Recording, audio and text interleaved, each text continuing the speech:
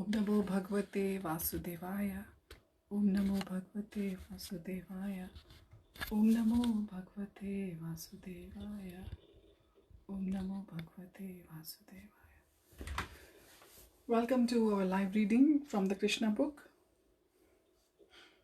So yesterday we left our reading when we were discussing how Krishna, after reaching the age 6, was allowed to go herding with the other cowherd boys into the forest, and how Krishna was praising his older brother Balaramji,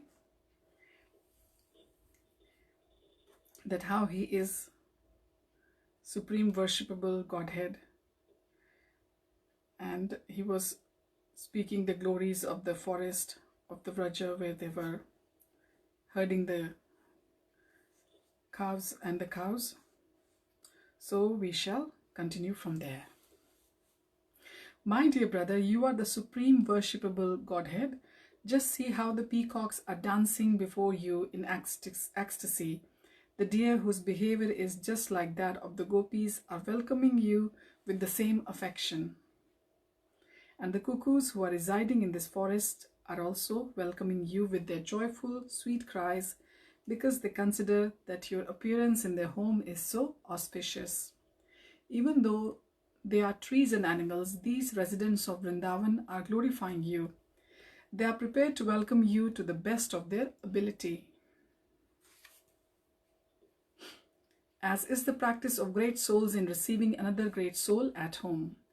As for the land, it is so pious and fortunate because the footprints of a lotus feet are marking its body.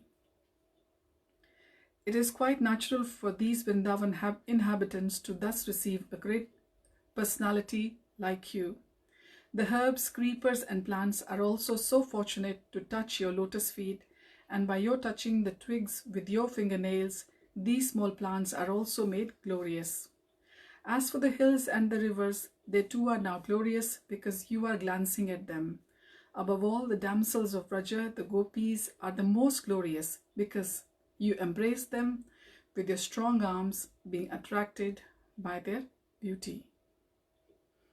In this way, Lord Krishna and Balaram began to enjoy the residents of Vrindavan to their full satisfaction as they herded the calves and cows on the bank of the Yamuna. In some places, Krishna and Balaram were accompanied by their friends. The boys were singing, imitating and humming the sound of the drones and accompanying Krishna and Balaram, who were garlanded with forest flowers. While walking, the boys sometimes imitated the quacking sound of the swans in the lakes, or when they saw the peacocks dancing, they imitated before them. Krishna also moved his neck, imitating the dancing and making his friends laugh. The cows taken care of by Krishna had different names, and Krishna would call them with love. After hearing Krishna calling, the cows would immediately respond by mooing. The boys would enjoy this exchange to their heart's content. They would all imitate the sound vibrations made by the different kind of birds, especially the chakors, the peacocks, the cuckoos and Bharadwajas. Sometimes when they would see the weaker animals fleeing out of fear of the sound of tigers and lions, the boys, along with Krishna and Balaram, would imitate the animals and run away with them. When they felt some fatigue, they would sit down and Balaram would put his head on the lap of one of the boys just to take rest. And Krishna would immediately come and begin massaging the legs of Balaram. And sometimes he would take a palm fan and fan the body of Balaram, causing a pleasing breeze to relieve him of his fatigue. Other boys would sometimes dance or sing while Balaram took rest, and sometimes they would wrestle amongst themselves or jump. When the boys were thus engaged, Krishna would immediately join them, and catching their hands, he would enjoy their company and laugh and praise with them. When Krishna would feel tired and fatigued, he would sometimes take shelter of the root of a big tree or the lap of a cowherd boy and lie down. When he would lie down with a boy or a root as his pillow, some of the boys would come and massage his legs, and some would fan his body with a fan made from leaves. Some of the more talented boys would sing in a very sweet voice to please him. Thus very soon his fatigue would go away. The Supreme Personality of Godhead Krishna, whose legs were tended by the goddess of fortune, shared himself with the cowherd boys as one of them, expanding his internal potency to appear exactly like a village boy. But despite his appearing just like a village boy, there were occasions when he proved himself to be the Supreme Personality of Godhead. Sometimes men pose themselves as a Supreme Personality of Godhead and they cheat the innocent people. But they can only cheat, they cannot exhibit the potency of God. While Krishna was thus engaged in his transcendental pastimes, exhibiting his internal potency in the company of the four supermost fortunate cowherd boys, there occurred another chance for him to exhibit the superhuman powers of Godhead. His most intimate friends, Sridham, Subala, and Stoka Krishna, addressed Krishna and Balram with great love and affection thus: Dear Balram, you are very powerful. Your arms are very strong. Dear Krishna, you are very expert in killing all kinds of disturbing demons. Will you kindly note that just near this place there is a big forest of the name Talavana. This forest is full of palm trees and all the trees are filled with fruits. Some have fallen down and some of them are very ripe even in the trees. It is a very nice place, but because of a great demon, Dhenukasura, it is very difficult to go there. No one can reach the trees to collect the fruits. Dear Krishna and Balram, this demon is present there in the form of an ass, and he is surrounded by similar demon friends who have assumed the same shape. All of them are very strong, so it is very difficult to approach this place. Dear brothers, you are the only persons who can kill such demons. Other than you, no one can go there for fear of being killed. Not even animals go there, and no birds are living there. They have all left. One can only appreciate the sweet aroma that is coming from that place. It appears that up until now, no one has tasted the sweet fruits there, either on the tree or on the ground. Dear Krishna, to tell you frankly, we are very attracted by this sweet aroma. Dear Balaram, if you like, let us all go there and enjoy these fruits. The aroma of the fruits is now spread everywhere. Don't you smell it from there? When Balaram and Krishna were thus petitioned by their intimate friends, they were inclined to please them, and with smiling faces they proceeded towards the forest. Surrounded by all their friends, immediately upon entering the Talavan, Balaram began to yank the trees with his arms, exhibiting the strength of an elephant. Because of this jerking, all the ripe fruits fell down on the ground. Upon hearing the sound of the falling fruits, the demon Dhenukasura, who was living there in the form of an ass, approached with great force, shaking the whole field so that all the trees moved as if there were an earthquake. The demon appeared before Balaram and kicked his chest with his hind legs. At first Balaram did not say anything, but with great anger the demon kicked him again more vehemently. This time Balaram immediately caught hold of the legs of the ass with one hand and wheeling him around threw him into the treetops. While he was being wheeled around by Balaram, the demon lost his life. He threw the demon into the biggest palm tree about, and the demon's body was so heavy that the palm tree fell upon their other trees and several others fell down.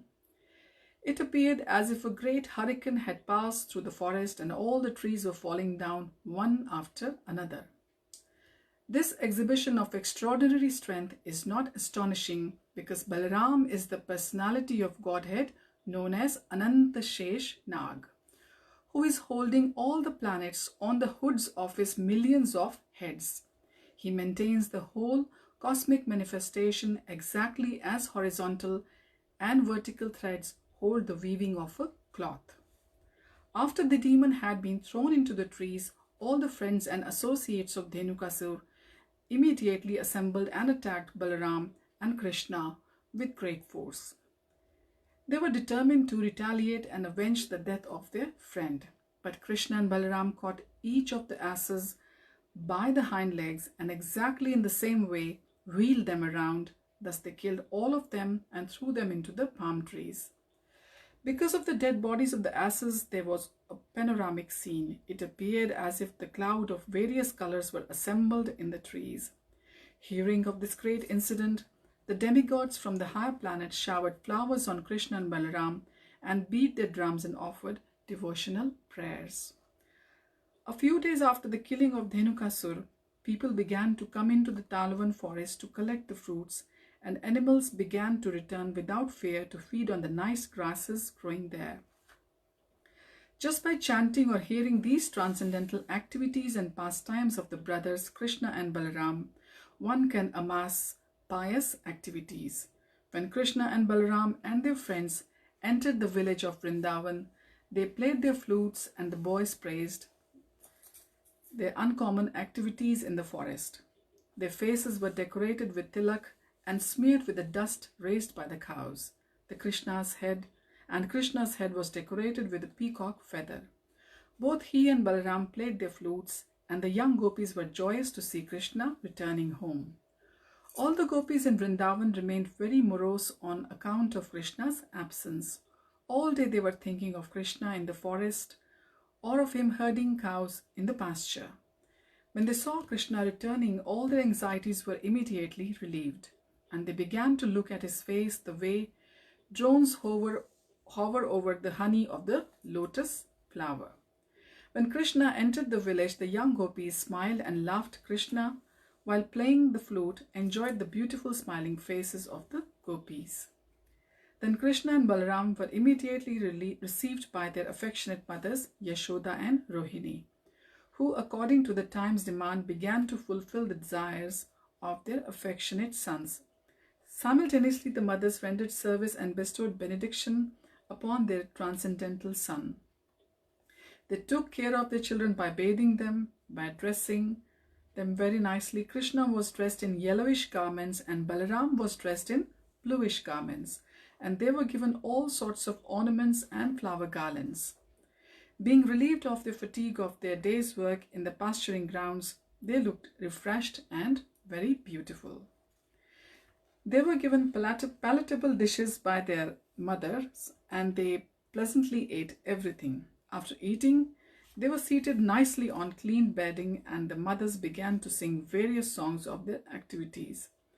As soon as they lay down on the bedding, they very quickly fell fast asleep. In this way, Krishna and Balaram used to enjoy Vrindavan life as cowherd boys. Sometimes Krishna used to go with his boyfriends and with Balaram, and sometimes he used to go alone with his friends to the bank of the Yamuna river and tend the cows.